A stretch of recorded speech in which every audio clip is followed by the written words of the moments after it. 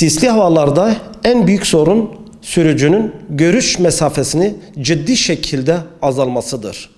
50 metreyi göremediğimiz bir yolda normal bir hızla ilerlemek büyük bir risk oluşturur.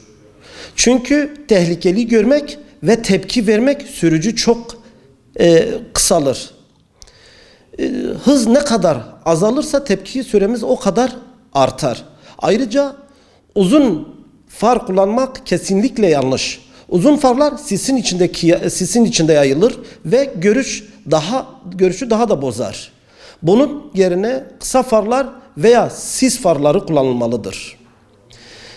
Sisli havalarda takip mesafesi normalin en az 2 katı olmalıdır. Çünkü önümüzdeki aracın fren lambasını geç fark edebiliriz. Böyle durumlarda çizgilere bakarak ilerlemek ve ani manevralardan kaçmak gerekir. Sürücü hareket halindeyken dörtlüler açılmaz. Çünkü arkadaki sürücü sizin durduğunuzu sanabilir ve panik fren yapabilir. Dörtler sadece tehlikeli bir durumda veya durmak zorunda kalındığında kullanılır. Sisli havalarda acele etmeyelim, hız yapmayalım. Gerekirse bir süre kenara çekilip sisin azalmasını bekleyelim. En önemli ben alışığım, bana bir şey olmaz anlayışından uzak duralım. Trafik dikkat ve öngörü ister.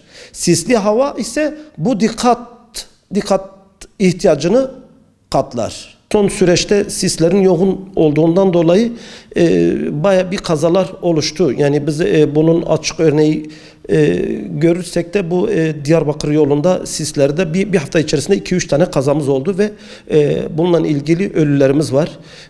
Bundan dolayı biraz daha dikkatli olmamız gerekiyor. Yani özellikle şoförlerimiz sislerde mesafeyi iyi korumamız lazım. Yani mesafeye dikkat etmemiz lazım. Tabii özellikle şunu da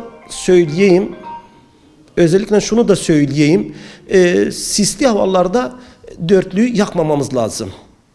Dörtlü çünkü gelen araçlar dörtlü yakıldığı zaman şöyle düşünürler. Ya işte acaba önümdeki araç durmuş mu diye halen hızlarına devam ediyorlar ve bu tür durumlarda da genellikle arkadan gelen kazalar oluşuyor. Kış aylarında tabii yani biz yolun çizgilerini göremeyebiliriz.